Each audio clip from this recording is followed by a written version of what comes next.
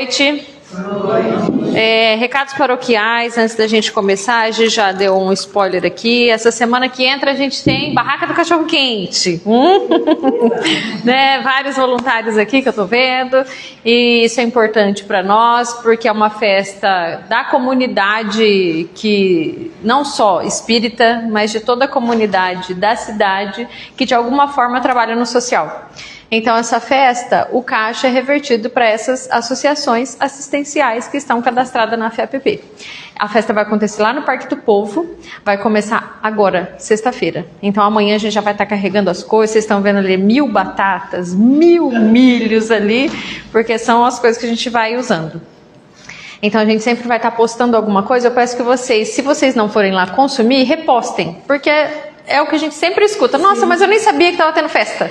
Então reposta que você já está ajudando. Porque alguém está vendo. Ah lá, não sabia. Olha, carne da minha carne, sangue do meu sangue. Então, repostem. Se a gente, pelo menos se a gente divulgar, já é melhor, né? Porque o Parque do Povo é um lugar meio universal. Todo mundo está ali de alguma maneira, fazendo exercício ou indo para algum lugar. Então passa ali, come um cachorro quente, toma um chopp, já gasta um dinheirinho, né? Então a gente vai estar lá. Essa semana tem encontro de gestantes e por conta disso que a gente vai estar trabalhando lá. Vai estar trabalhando aqui, não teremos André Luiz. E tem porta do mercado ainda esse final de semana. Então, não teremos André Luiz 2 semanas, tá, gente? Só por conta disso. André Luiz de recesso por 2 semanas. Férias escolares para André Luiz. Então, a gente volta, acho que é dia 18, se não me engano. Mas eu posso estar bem enganada na data. São 2 sábados, contando com esse. E dia 18, Nossa Senhora. Calma, uma coisa de cada vez. Calma lá. Então, é isso que vai rolar essa semana e a próxima semana que a gente vai estar engajado. Dia de semana normal, segunda, terça e quarta, atividades normais na casa mesmo, tendo a festa acontecendo lá no Parque do Povo, tá bom? A gente se organizou para que a gente consiga levar as nossas frentes de trabalho. Ok? Então, bora lá. Capítulo 23, moral estranha. Começamos semana passada ele, né? E o que traz esse capítulo? O Kardec junta algumas passagens que ele considera estranhas, por isso o nome do capítulo, Estranha Moral, e coloca aqui de uma forma compilada, fala assim, se você ler isso, somente esse pedaço, sozinho, é muito esquisito juntar isso com o Evangelho. Parece que não está condizente com a moral cristã. Parece que sobra alguma coisa ou falta alguma coisa. Então ele põe junto aqui nesse capítulo. Gente, ele junta todas as partes que Jesus falou e que são contraditórias e que são chocantes? Claro que não, né? Ele coloca algumas e fala assim, olha, tem alguns textos que você precisa ter cuidado ao entrar nele, porque ele pode ser uma armadilha, ou ele pode não estar explícito numa primeira leitura aquilo que ele quer trazer. Então ele faz um apanhado. Então a gente sabe que o Evangelho segundo o Espiritismo não é uma obra sacra e que você não tem que fazer outras pesquisas, ou que o Kardec trouxe tudo para os espíritos comentar. E detalhe que esses espíritos que aqui comentaram são os detentores do bem, né, da moral. Não, eles também respondem a uma época, eles também estão condicionados à sua cultura. Então nada você pode ler de uma forma não só aleatória, mas absolutamente crente, crível em tudo, passível. Você precisa ter o mínimo de pensamento crítico. E o pensamento crítico você desenvolve, né? É uma coisa que você desenvolve, não é dado assim pra gente. Então a gente precisa ter condição de construir isso aqui. Hoje, o item é o item 7 e 8. O Evangelho é o Evangelho de Lucas, Lucas 9. Lucas 9, lá no finalzinho de Lucas 9. É Lucas capítulo 9, do versículo 57 a 60. O Kardec coloca menos ainda, ele coloca um versículo, de 59 a 60. Fala, Kardec, você também não ajuda, né? O negócio já é contraditório. Aí você me põe um versículo para ler, né? Abre isso daí, né? Para ver se fica menos contraditório, se a gente colocar uma lupa em cima. Então também não tenha preguiça, tá? Se o Kardec foi assim, resumido, vai lá e lê, né, o entorno. A gente vai começar aqui do versículo 57, desculpa. Subida para Jerusalém é o que está acontecendo nesse momento aqui. Eu vou dar uma voltinha, vocês sabem disso, mas primeiro a gente vai ler, né, fiel ao texto, literal.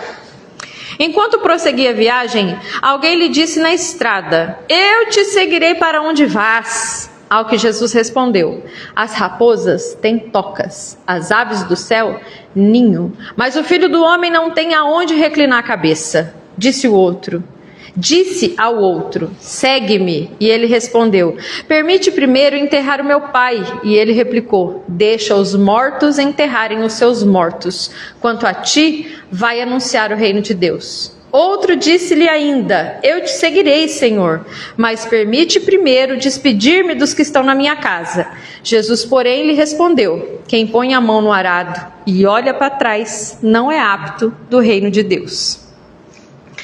Então vamos lá. Antes de chegar na parte que o Kardec quer que a gente veja bem, vamos dar um breve contexto histórico. Aqui está falando que ele completou os dias e fala assim: está se aproximando a sua assunção. É um nome bonito para falar que ele vai morrer e vai, né, sair da matéria. É um nome bem bonito, mas fala assim: daqui a pouco ele vai ser flagelado, ele vai ser morto, ele vai ser crucificado.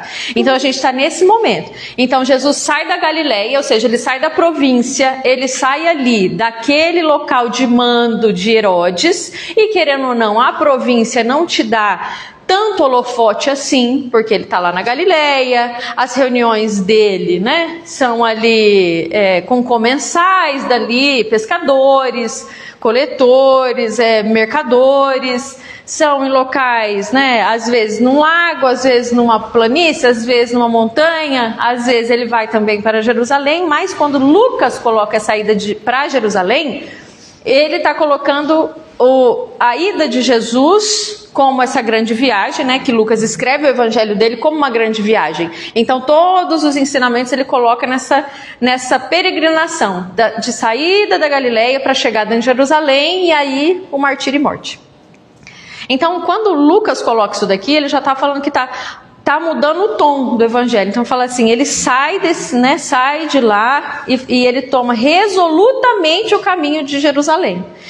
Quando você toma uma decisão assim, fala, eu vou para lá agora. Então ele sai da província, de um lugar, a gente lembra quando ele foi preso e que há aquele manejo ali de forças, qual que era uma das reivindicativas de quem levou ele para o Pilatos? Fala, a gente não pode matar ele. Então na província não poderia prender e matar, teria que levar a juízo de alguma forma para Pilatos ou Roma fazer isso, porque eles não poderiam mais executar ninguém, porque ia contra a praxis romana, né, que seria a paz de Roma, e só Roma poderia dar o veredito de morte a alguém.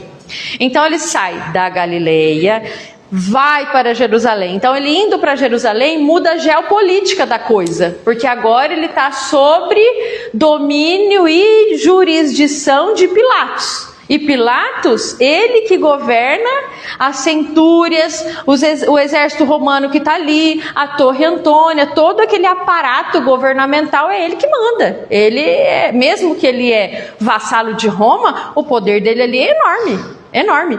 Tanto, né, que Herodes vem e fala assim, não, ele veio para Jerusalém, você que vai julgar. Pilatos, quando veio, fala, não, ele é galileu, julga você. Fala assim, não, mas a gente está aqui na Páscoa, você que está aqui, eu só estou aqui de passagem, julga você. E quem julga? Pilatos. Com o quê? Com todo o poder romano. Então, quando a gente está nessa saída, então ele saiu desse lugar e vai para esse outro. Então ele está marchando para o olho do furacão. Que uma coisa é você fazer o que faz lá na província, na Galileia, outra coisa é você fazer em Jerusalém. Então tudo que ele fazia em Jerusalém, no templo ou por ali, né, na Judéia, era muito mais perigoso, era muito mais subversivo, era muito mais contundente, ele corria muito mais perigo de vida, ele corria perigo de ser preso. Então a gente tem que levar tudo isso em consideração. Então ele está resolutamente falando, eu vou ir agora enfrentar o poder estabelecido, o poder humano estabelecido. Eu vou enfrentar a política que governa isso aqui, eu vou enfrentar esses poderosos e é aqui agora o meu final. Então presta atenção para onde ele está indo.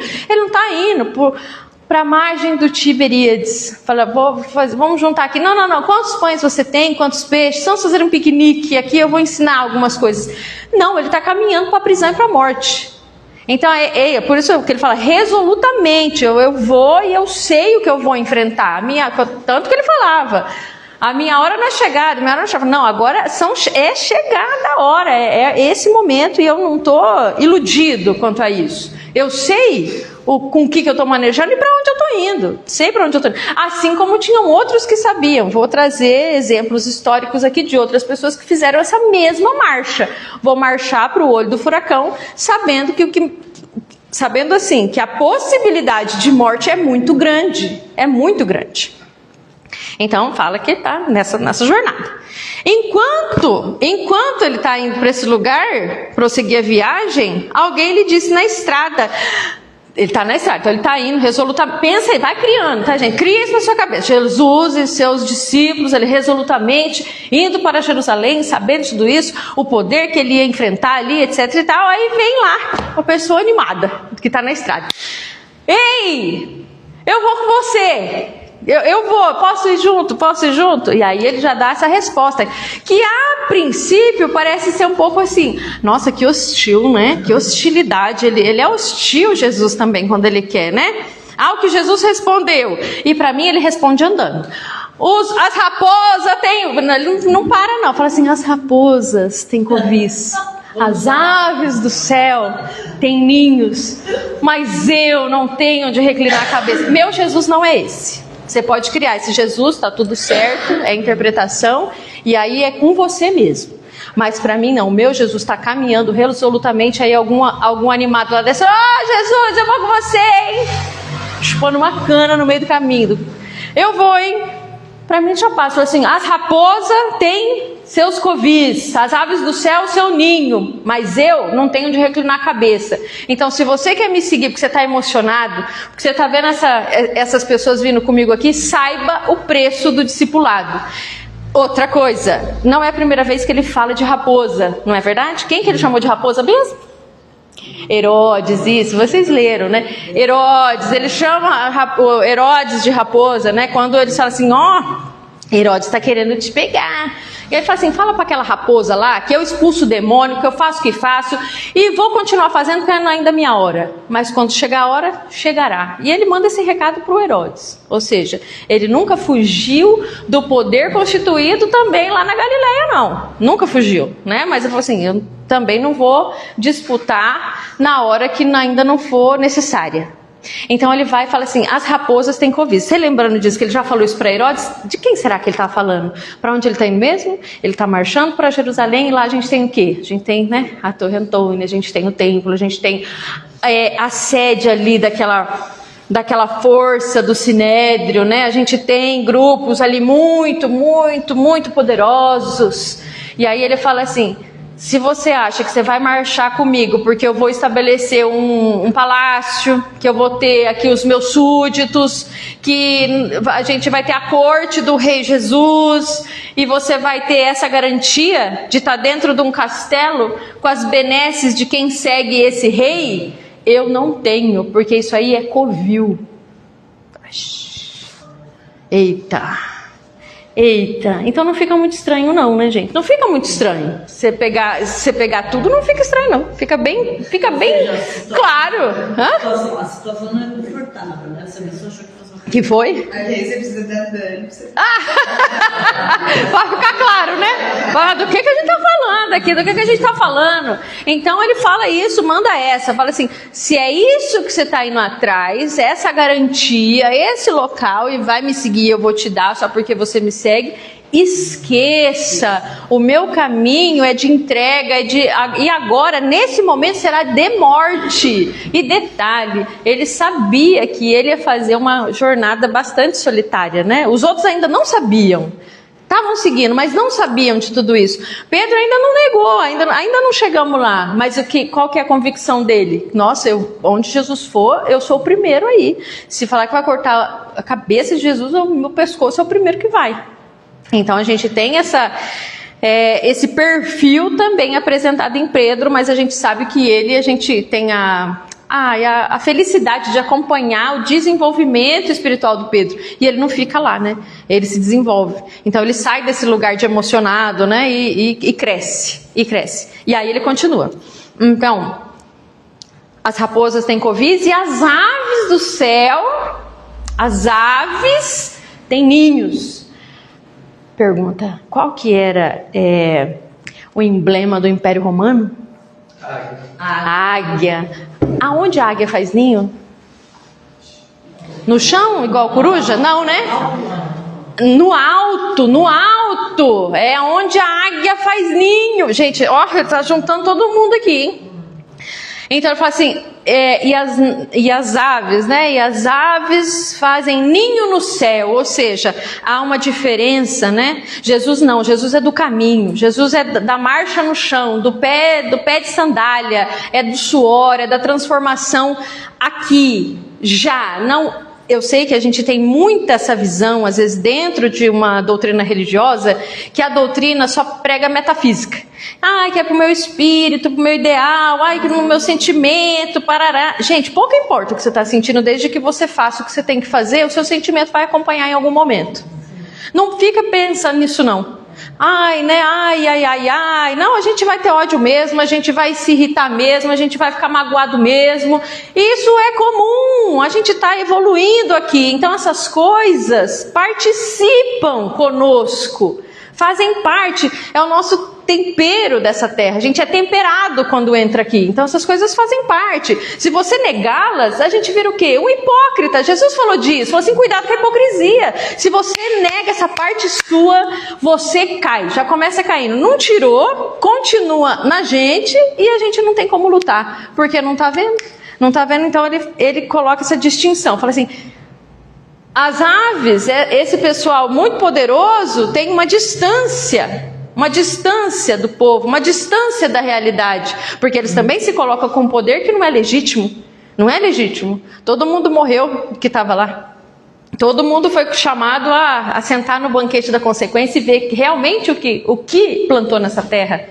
E foi chamado ao acerto de contas, não foi? Falou assim, cada um vai dar conta da sua administração. E se você tem pessoas ainda a seu encargo, ou seja, pensando ali, né, Império Romano, Pôncio Pilatos, a galera toda, meu Deus, a administração dele é muito maior que a minha, que é muito pequena, meu raio de ação é pequeno, comparado, né, com o imperador romano ou alguma coisa nesse sentido. Então todo mundo vai ser chamado à sua prestação de conta. Então ele fala, eles têm ninho, eu não tenho não. Eu não tenho essa diferença, essa distinção. Então eu sou aqui, eu estou ombreando com você. Tanto que ele está na marcha. Ele está na marcha, ele não aparece em Jerusalém. Ele não se corporifica lá. Não, ele vai marchando. E nessa marcha vão aparecendo essas pessoas. Transformação também, a transformação é agora. Agora já, né? No momento, agora já. Então vai aparecendo, e esse é o primeiro que nos aparece. Eu ia fazer todos de uma vez, mas não vai dar tempo, porque eu já estou vendo o meu horário, então eu já vou agora, um por um, tá? Então o primeiro que a gente tem é esse, que é o entusiasmado sem consciência. Eu vou onde você for. Onde você for, eu vou com você, né? Então ele se encanta com o ideal. O ideal é muito bonito, realmente o ideal é lindo, o ideal cristão. Só que ele pede um preço. E esse preço do discipulado é isso aqui que ele já vem falando, e semana passada a gente estava falando também, quando a gente falou lá da diferença, né? De amar pai e mãe, né? Se você não amar, era só o preço do discipulado. Ele não estava falando nada disso, de meu pai e minha mãe tem que amar menos, e Deus, Deus, eu amo maravilhosamente bem. Mentira. Porque é até contraditório, porque Jesus, a gente tem através dos discípulos a fala muito, muito esclarecedora. Fala assim, se você não ama quem você vê, Deus que você não vê, você não ama. Então é mentira que você consegue amar seu pai e sua mãe mais que Deus. É uma mentira! Não tem como, é impossível você fazer isso. E isso é interessante, né? A gente pensar, fala assim, não. Mas o meu filho eu amo pra caramba. Fala assim, e o outro? Não pode ser só uma pessoa, né? Então você já percebe que tem alguma coisa contraditória. Então a gente vê isso, eu já até citei aqui, Pedro um certo momento da vida dele, a gente vê esse entusiasmo dele. Fala assim, não, onde você vai, Senhor, eu também vou. Isso lá, só que é um pouco mais pra frente, né? Na narrativa em que a gente tem aquele encontro maravilhoso no lava-pés, que aquilo precede, né, esses eventos dramáticos. E aí Jesus fala assim, se você não for comigo, não tem jeito. E ele fala assim, não, mas eu vou, onde você for, eu vou. Aí ele falou, Pedro, você não sabe o que você está falando, né? Você não sabe o que você está falando, é o entusiasmo. Fala, não, eu entrego tudo. Espera, que a vida não te apertou tanto ainda para você ficar balançado, fala assim, nossa, eu achei que eu conseguia, eu achei que meu entusiasmo bastava. Não, mas não basta não. Domingo de Ramos a gente tem uma multidão bastante entusiasmada, né? Jesus entrando em Jerusalém, são os ramos, viva, hosannas nas alturas, é ele está chegando, o Messias. O que acontece depois no domingo? O que acontece? Some, né? Essa multidão some. A gente pode até colocar que nem todo mundo virou a casaca, mas a gente teve o quê? O silêncio e o medo ali. Então a gente pode achar que nem todo mundo pediu para soltar Barrabás, era o que estava clamando Jesus, porque isso o texto não diz explicitamente. Mas ele diz o quê? Uma coisa que a gente vive sempre, o silêncio da maioria. Então acontece alguma coisa e você precisa expor algo que é assim, angustiante e contraditório, você fica só, você é uma voz solitária. Só que você não tem que ter medo disso, porque Jesus também falou que a gente é sal. E sal não precisa de uma montanha de sal para salgar uma panela de arroz.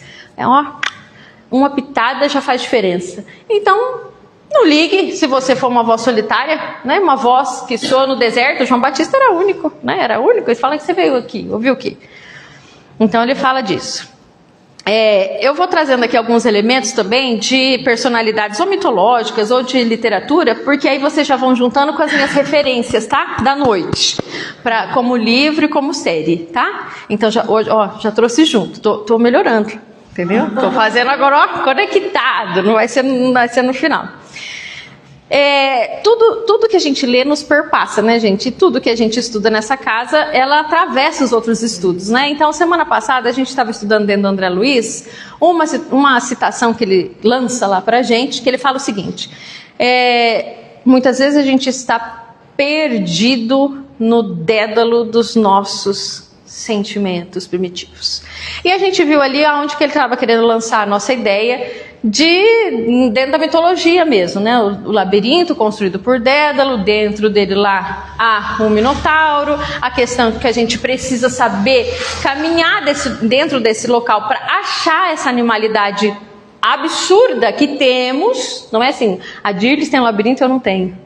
Dentro do meu labirinto mora um unicórnio. Não, dentro do meu labirinto, do labirinto da Dirlis, mora uma fera. E essa fera precisa ser encontrada, ela precisa ser transformada. E a gente estava falando disso, então por isso hoje aqui lembrei, quando eu estava montando isso aqui, eu falei assim, hoje eu vou levar o filho de Dédalo, Ícaro. Ícaro tinha essa impulsividade também, porque ele, quando ele é instruído ali pelo pai, fala assim, cuidado com a sua impulsividade, cuidado com essa aparência de poder que você tem com as asas que te construíram, porque as asas que é construída para ele são asas de cera. E aí ele fala, não voa muito alto, porque se você se aproximar do Deus Sol, né, você vai se acabar. Então, às vezes fala, mas se a gente sobe na estratosfera, fica mais frio. Para meu querido, é mitologia, não é aula de geografia e meteorologia. A ideia não é essa, a ideia é o Deus que está lá. E fala assim, então se você se aproxima assim, a verdadeira roupagem perto de um Deus, se você não tem a condição, você é fulminado. Então você precisa da transformação anterior para que você possa se aproximar minimamente. Moisés vivia isso na pele, quando ele se aproximava, ele ficava iridescente, convincente, as pessoas se apavoravam, né? Era uma coisa muito monstruosa para todo mundo. E aí todo mundo queria falar com Deus. Falei assim, beleza. Aí começa ventania e trovão e vento. Aí fala assim, passou. Vai lá, Moisés, fala com ele, né? Fala com ele. Então, às vezes, a gente é impulsivo, a gente quer que Deus fale, que se manifeste, que os espíritos aparecem e que não sei o que lá. É impulsividade. Fala assim, pera lá, do jeito que a gente tá, quem será que vai se manifestar, hein? Melhor não, impulsividade. Isso aí, ó, tá vendo Jesus passar lá, ó, eu vou com você. Tá nem sabendo pra onde. Nem sabendo para onde. Então eu trouxe ele aqui para a gente pensar essa imaturidade que às vezes permeia, gente. E não pensa que você não é Ícaro, não. Fala, graças a Deus, desse mal eu não morre. Porque a gente pode não ser impulsivo numa coisa, mas é em outra. Então todo mundo tem impulsividades. Por exemplo, recebi uma mensagem no WhatsApp, muito mal educada. O que eu devia ter feito? Dado um tempo. Mas eu peguei a impulsividade e respondi na hora. Péssimo, Ícaro. Minhas asinhas de cera derreteram todas. Por que já tinha mandado, a pessoa já tinha ouvido? Já era fogo no parquinho. Deveria? Não deveria. Mas, eu falei assim, mas eu já sei disso. Cair na mesma coisa. Vai cair, meu querido. Vai cair, vai levantar. O negócio não é quantas vezes você cai. É quantas vezes você levanta e com a cara limpa ainda, né? Deixa eu levantar. E sem marmotagem, tá? Porque agora Deus não tá nem aí. Ele tá indo, Jesus também, e a gente também tem que ir. Caiu, levantou. Fui Ícaro aqui, hein? Fui menina. Fui Ícaro. Fui tudo mais. O outro que eu trouxe, Dom Quixote. Amo Dom Quixote de uma maneira assim imensa. Só que querendo ou não, né, gente, ele tem um idealismo exagerado. A realidade não conversa com Dom Quixote. Mesmo ele tendo dentro dele qualidades assim absolutamente nobres, ele é maravilhoso. Ele quer salvar o mundo, ele quer que volte aquela cortesia dos cavaleiros andantes, ele quer tudo isso. Porém, ele já é um velho, sedentário, montado num cavalo velho, com roupas assim, carcomidas. E não existe mais essa cavalaria que ele quer ter. E aí ele fica o quê? Criando situações que você vendo de fora, ele parece que ele está realmente lutando bravamente. Cara, você lendo aquilo, você fica muito penalizado. É uma vergonha alheia que dá de Dom Quixote muito grande, porque ele realmente é bom. Aí você vê ele, que ele quer ajudar uma donzela. Não, pare essa carruagem. Não, a menina está indo tipo pro reino vizinho. Aí fala, seu louco, me largue, eu vou te salvar, né? E fala, não tem ladrão, não tem nada. Então a realidade não conversa com ele. Então ele é uma pessoa muito boa, mas que é exaltado. Eu vou te seguir. Ele é bom, esse cara que tá falando, ele é bom pra caramba. Tipo, é o Dom Quixote, você é bom. Mas você vai seguir? Você vai mesmo pra seguir? Você vai pra morte mesmo? Você tem condição de se rasgar desse tanto agora? Deixa eu pensar 2 minutos. Então, continua. Disse outro. Então, a gente já viu o primeiro. Disse outro. Disse a outro. Agora, esse ele chama. É Jesus que chama, né? Disse a outro. Segue-me. E ele respondeu. Permite primeiro enterrar o meu pai. E ele replicou. Deixa os mortos enterrarem os seus mortos. Quanto a ti, vai anunciar o reino de Deus. Espalhar a palavra. Não entendi. Espalhar a palavra, né? Ele pede isso. Enquanto a ti, deixa lá o pessoal com o pessoal e você vai anunciar. Gente, esse aqui é o chamado que é adiado, sempre adiado. E por motivos louváveis. Motivos louváveis. Quando a gente lê isso, você não pode imaginar que o pai desse menino está morto e estão velando ele. Ele deixou o velório e foi ver a caravana de Jesus passar. Porque senão já começa estranho daí. Fala assim, o que você está fazendo? Vendo o Galileu passar, se seu pai está morto lá. Você não já está chorando não, moleque? Sai daí, vai para lá, vai fazer passar um café, colher umas tâmaras. servir para o pessoal. Então é expressão idiomática isso aqui. Quando ele fala assim, deixa primeiro, é como ele fala assim, deixa primeiro eu me aposentar. Deixa primeiro eu trabalhar menos. Deixa primeiro meus filhos estar encaminhados. Não, deixa eu primeiro achar um emprego melhor. Deixa eu primeiro não sei o que lá, não sei o que lá. Deixa eu primeiro, entendeu? É esse adiamento que a gente vai fazendo e a gente não sabe o tempo que tem. Só que os motivos são louváveis. São louváveis. Fala assim, não, agora não dá não para eu me envolver porque eu quero estudar para passar num concurso melhor. Cara, isso é absolutamente louvável. Não, eu não posso hoje porque hoje tem cantata na escola dos meus filhos, né? E aí eu não posso deixar de ir na cantata da escola, porque é muito importante. Louvável, né? Você está fazendo seu papel. Entende que são motivos assim justificáveis? Justificáveis, mas se você não prioriza, fala assim, não, hoje é a cantata, na quarta-feira, Fagner, você que vai, tem um centro, não dá para eu ir. Simples assim. Simples assim. O resto tudo, gente, é só adiamento. Só adiamento. Não, mas é que hoje, não sei o que lá, não sei o que lá.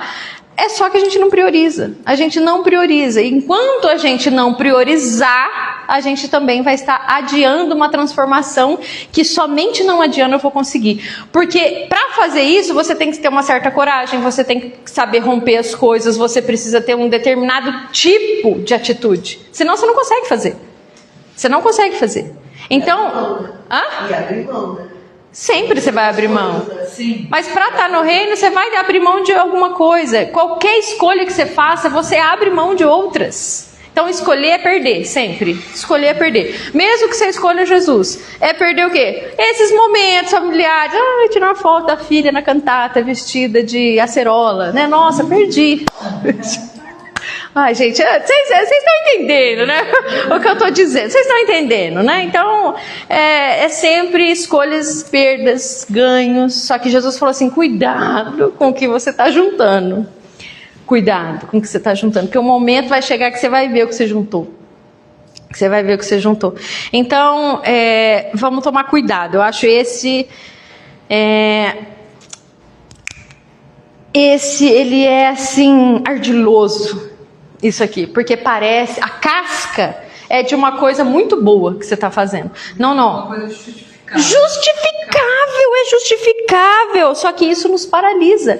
E segundo o Espiritismo, se vocês estão aqui, acreditem no Espiritismo. Segundo os Espíritos, fala assim, cuidado quando você estaciona. Cuidado com o estacionamento do espírito. Mas assim, como é que raios eu vou saber que eu estou estacionada? Aí é que está o problema, porque o movimento, a gente só percebe movimento em comparação a alguma coisa. Isso é dentro da física. Com quem que você está comparando? Com a minha cunhada, com o meu vizinho, com os mais caídos, né? Com os mais caídos. Cara, compara com quem está na frente. Opa, pera lá. Deixa eu, né? Acelerar aqui, né? Acelerar, porque senão não vai dar certo, não.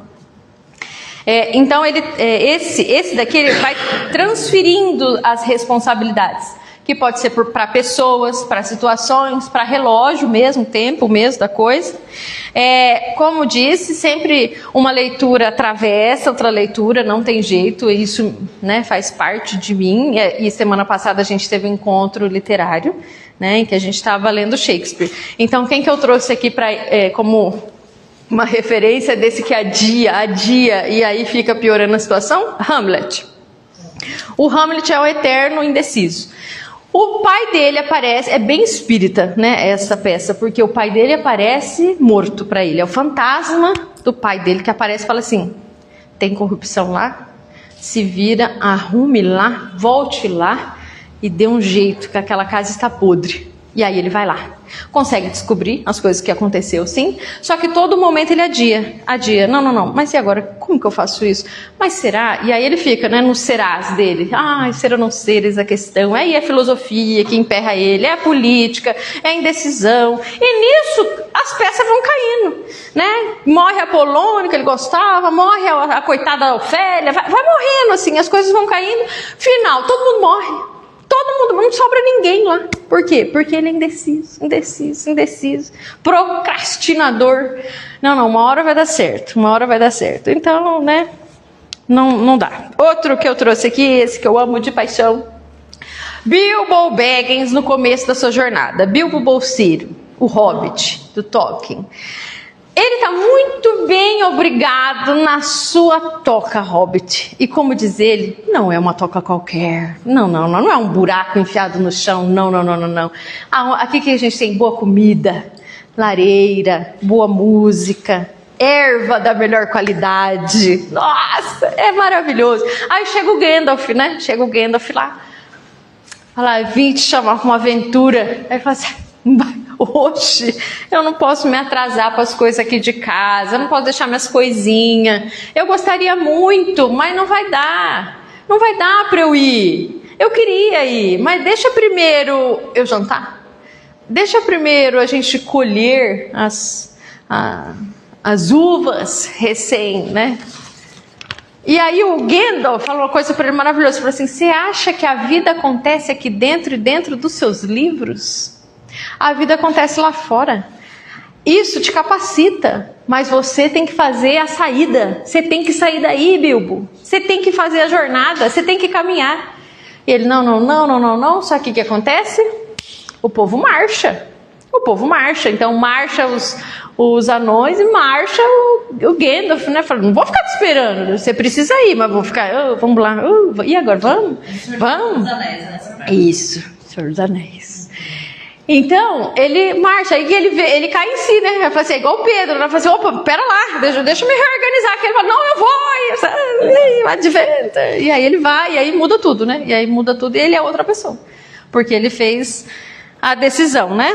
Outro que a gente pode pensar aqui, Jonas bíblico mesmo, Jonas é chamado também, Jonas vai lá, fala para Nínive que eles estão assim, meu Deus do céu, a baixaria chegou num nível que não dá para suportar, a gente já fingiu que não ouviu, mas agora não dá, vai lá e fala pro povo, o que ele faz?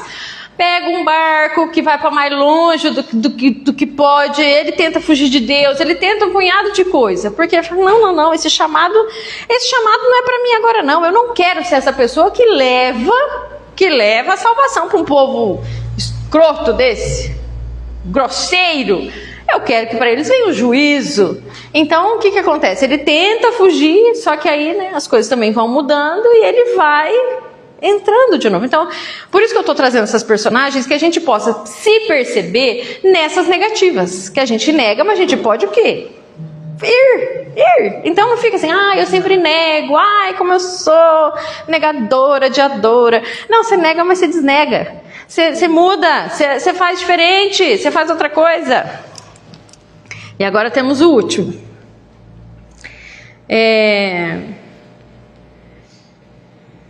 Outro lhe disse ainda, eu te seguirei, Senhor, mas permite primeiro despedir dos que estão na minha casa. Jesus, porém, respondeu, quem põe a mão no arado e olha para trás, não é apto para o reino dos céus, para o reino de Deus. Esse aqui é o nostálgico, sabe? É o que fica, mas para trás é que era bom, antes que era legal, é esse saudosismo, não, mas quando meus filhos eram pequenos, eles me obedeciam, que era uma beleza. Claro, né, gente? Você botava no fogo e nem andava, né? Quando eles andam, falam, fazem coisas, é óbvio. Então essa nostalgia, sabe, de ficar voltando para trás, esse indivíduo não só nostálgico, porque ele tem uma divisão dentro dele, ele é partido, ele é uma pessoa ambígua, e a ambiguidade é péssimo, porque você fica meio morno, sabe, você fica nem lá nem cá, é o tal do em cima do muro. Gente, esse chega a dar coceira mesmo. E Jesus falou assim, cuidado com esses, porque esses aí, a aparência é até muito boa, mas os mornos são um problema. Então é o seguinte, nós, quando a gente está dividido nessas ambições, nós assim, não, eu gostaria de estar nesse lugar, mas também queria minha evolução espiritual. É incompatível. Porque Jesus não falou, ele não está na jornada, ele não está num caminho, ele não está indo para uma culminância assim de extremo. Então não tem como eu ficar nesse lugar. Se eu ficar nesse lugar, para mim é morte. Então eu tenho que ser decidida mesmo. Tenho que fazer com que, sabe, seja possível eu criar novos hábitos e romper. Falar assim, não, você pegou a mão no arado, você começou, não olha para trás.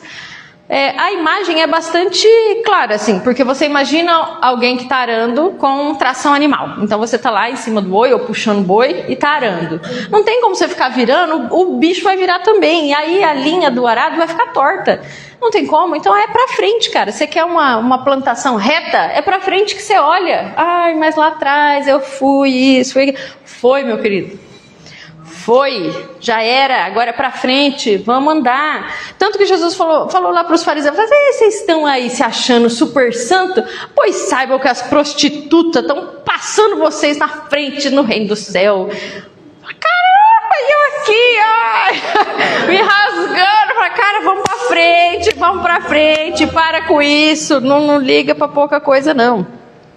Tem uma pessoa muito emblemática, né, na Bíblia, né, porque ela é um emblema mesmo, né, a mulher de Ló, tá tendo, né, acabando com Sodoma e Gomorra, e vem os anjos e falam assim, ó, vocês conseguiram salvo-conduto, vou levar vocês para fora da cidade. E fala assim, só que vocês não podem olhar para trás, tá? Porque é vida nova, vocês ficar olhando para a baixaria que está acontecendo aqui, vocês replicar isso em outro lugar, não vai dar certo. Tudo bem que a história, depois que continua, é uma baixaria danada, né? Com as filhas lá, mas isso daí não é o momento, né? Não é o momento. Então vamos falar disso, vamos falar da mulher de Ló, da mulher de Ló. A ideia era que naquele momento você não olhasse para trás, que você seguisse adiante. E o que ela faz? Ela não consegue. E ela se petrifica no formato de uma estátua de sal. Olha a cristalização mais perfeita, gente, mais perfeita disso, né? Diz que eles eram mercadores de sal. Não sei se isso é verdade, se é mentira, mas enriquece muito a história, né? Porque fala assim, nossa, eu tô deixando minha fábrica, tô deixando meu dinheiro todo. Isso é legal, né? Se é verdade ou não, acho que pouco importa. Outro que olha para trás e também é muito emblemático é Orfeu, né? Orfeu, quando ele vai buscar Eurídice no Hades, o que acontece? Depois de um monte de coisa que ele faz para conseguir entrar lá, que você não entra assim batendo na porta, né? Dindom, olá, posso entrar? Não é assim, né? Você tem toda uma dinâmica para você entrar no reino dos mortos, porque você já entrou lá e saiu? Quem que entrou? Ninguém, né? Ninguém aqui entrou e saiu. Falei assim, não, eu entrei, morri, voltei. Não.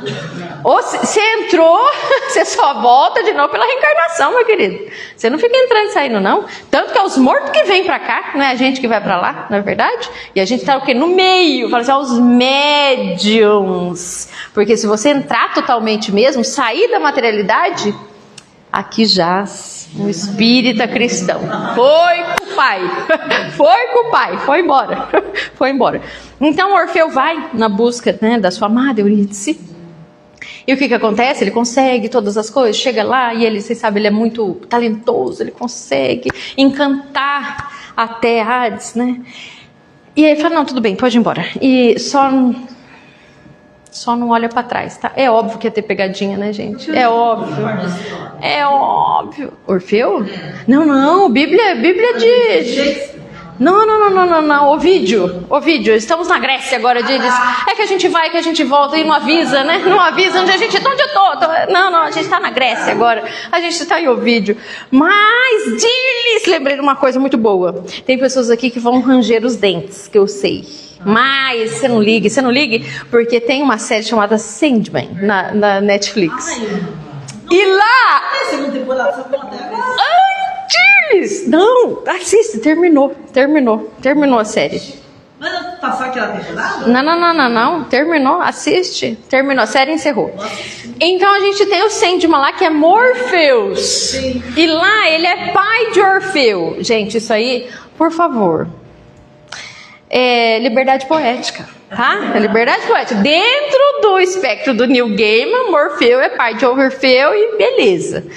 E lá vai mostrar a história de Orfeu. Uma gracinha a história, porque aí, obviamente, né, gente, bem ambientado assim no universo Central, mas é maravilhoso. Assiste, Dirles. Vai estar lá. A primeira temporada, depois eu parei, que não vinha mais a segunda temporada. Demorou muito, a gente quase achou que não viria mesmo, mas veio. Já terminou, a série encerrou. Já está pronta, a série está pronta. Assista, e aí você vai ver. Eu achei maravilhosa. série do Sandman. Achou? Quem que não gostou, detestou. É porque tinha, assim, entre nós pessoas estranhas que liam mitologia grega quando era muito pequeno. E falar, ai, que marmotagem, não sei o quê. Não, entendeu? Eu não gosto dessas coisas, assim. Muito adaptado, é muito adaptado. Mas assista, Dirlis, você vai gostar. Eu adorei, tá? Eu adorei. Assista hoje. Adoro. E vai mesmo, amanhã já tá comentando lá nos grupos. Então esse, né, ele fala, não, o do arado não pode pôr a mão para trás. Então a gente tem aqui também o nosso Orfeu, que olha para trás e o que acontece, né, gente? Acontece o que acontece. Eurídice é enxugada para trás, obviamente que ele estava ouvindo gritos, ele estava ouvindo coisas, então ele achou que talvez ela não estivesse lá, será que eu estou indo embora e agora, vou deixar ela para trás, né, mas fica para trás, e aí ele fica tão doído, né, meu grande amor se perdeu, que aí a gente, depois disso, entra os tais dos mistérios órficos.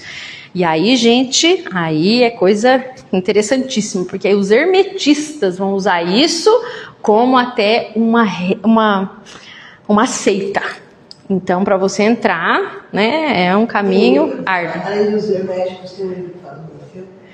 Tem, Metamorfoses, de Ovídio. E outros, né? Tem um monte de livros compilados gregos, assim, mitos gregos, né? Que você acha? Você entra lá na Amazon, tem um punhado desses compêndios gregos. Mas se você for pegar lá no Ovídio tem. Então ele vai representar isso pra gente. Eu queria também pensar aqui conosco, agora voltando no princípio dessa marcha, para que a gente possa pensar agora, fechando e trazendo um pouco de atualidade. Você consegue então perceber por que a fala de Jesus foi tão contundente? Sim, cara. Ele não podia enganar essas pessoas que estavam ali vivendo com ele aquele momento ou tentando de alguma forma participar sem dar literalmente a realidade do que eles iam experimentar. E aí fica parecendo que é uma coisa completamente estranha, né? Estranha. Perdida. A gente tem quem que fez isso na nossa contemporaneidade, assim, não tão próximo, mas bem próximo, né? Mais próximo que Jesus. Martin Luther King. Gente, a gente sabe que ele teve uma importância gigantesca para os direitos civis americanos, para o voto, né? Que eles não podiam. Um monte de gente vivia um apartheid dentro dos Estados Unidos, essa é que é bem da verdade, né?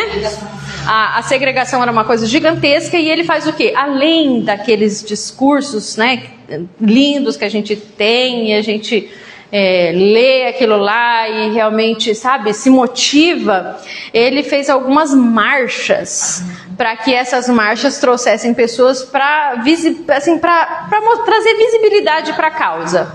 Então, ele sai... Ele entra, gente, uma das marchas dele sai de Salma, que tem um filme, e outro filme chamado Salma, na Prime Video, Salma, ganhou até Oscar esse filme. Dessa marcha, que ele sai de Salma e vai para o centro de Alabama. Isso. E ali, gente, o que a gente tinha governando ali? A gente tinha um Pôncio Pilatos, mais ou menos. A gente tinha uma pessoa a pessoa era absolutamente segregadora, era a favor do racista, do racismo. Então ele faz essa marcha e vai para o centro de Alabama, pro olho do furacão. Ele marchando, você acha que não tinha as pessoas querendo também? E tem vídeos sobre isso, das pessoas, né, querendo entrar, né, na marcha, não sei o que. Ele fala, saiba o preço que você vai pagar. Porque aqui você pode levar chicotada, você pode levar balaço, você pode apanhar, você pode morrer. Você está disposto a isso? Você está disposto a fazer essa marcha com a gente? Então a maioria ali que você vê são negros, né? Tem sim, né? Pessoas brancas. Selma, não, é um filme. Selma. Salma. É Salma ou Selma? Gente, agora vocês me colocaram dúvida na minha cabeça. É como? Selma. É Selma. É que Salma e Selma, né, gente? É muito parecido. Ótimo. Muito ali. Mas tem o filme. Então, ali essa marcha mostra muito isso. Estamos marchando para o centro do furacão, haverá um preço a se pagar, e não são todos que estão dispostos a pagar esse preço. A gente tem Tiradentes também, marchando para onde que ele vai? Ele vai para o Rio de Janeiro, que no momento era o quê? A capital, era onde estava todo o poder ali. E o que acontece com o Tiradentes? Ele está indo marchando para o olho do furacão. Então você tem que saber dessas coisas para que a gente não se iluda do preço que é preciso ser pago para que a gente realmente entre no discipulado de Jesus. Porque senão a gente é multidão mesmo, sabe? Ai, que palavra bonitinha de Jesus. Nossa, gostei, hein? Esse Nazareno é bom mesmo, hein? Olha, que homem legal. Mas continua fazendo as mesmas coisas? Não dá. Então tem um preço a se pagar, e a pergunta que a gente tem que se levantar é: estou disposta a pagar o preço? Quero pagar? Quero entrar? Porque às vezes você não quer entrar. Às vezes você está saudosista. Não, eu queria muito a minha transformação, mas eu queria tanto ficar com as coisas que eu já acho tão legal. Para que tanto, né? Acho que não tem necessidade, a gente tem tantas vidas. Deixa para a próxima. Então, que a gente não perca de vista o seguinte, que nós não somos diferentes dessas personagens aqui listadas.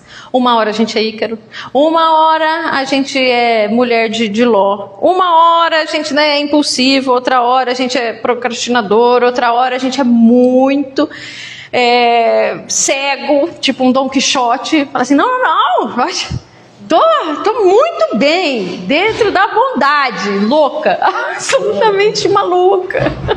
Então, assim, a gente precisa, sabe, ver-se nessas personagens, porque Jesus não escolhe 3 pessoas à toa. Você acha que só foram 3? Nessa marcha, indo para Jerusalém, só foram 3 pessoas que falaram com ele? Não, a gente tem relatos de 3 arquétipos, ou seja, de 3 modelos, de 3 princípios. E isso toda hora conversa com a gente em diferentes tempos. E às vezes, né, mais de um ao mesmo tempo. Então que a gente tenha lucidez para perceber quem que está falando por nós e que preço que a gente está pagando. Alguma pergunta? Não? Os livros, é esse que eu falei, Metamorfoses, Dom Quixote, não podemos esquecer, né, Dom Quixote, quem tiver, né, com férias marcadas, porque Dom Quixote é mais de 1000 páginas, mas é muito gratificante a leitura, gente, passa assim, de verdade, é uma delícia de ler. Temos o filme Selma. E tem incluso Selma. Temos, que está na Prime Video. Não precisa alugar, está incluso no Prime. Incluso no Prime, gratuitamente. E também temos outro, Sandman. Sandman. Incluso. Metamorfose. É verdade, o Hobbit, eu esqueci. Nossa, imperdoável. Nossa, tô até aqui em dúvida aqui, eu assisti, você assistiu Isso. Amanhã. E o Fechou. Gente, o que não falta.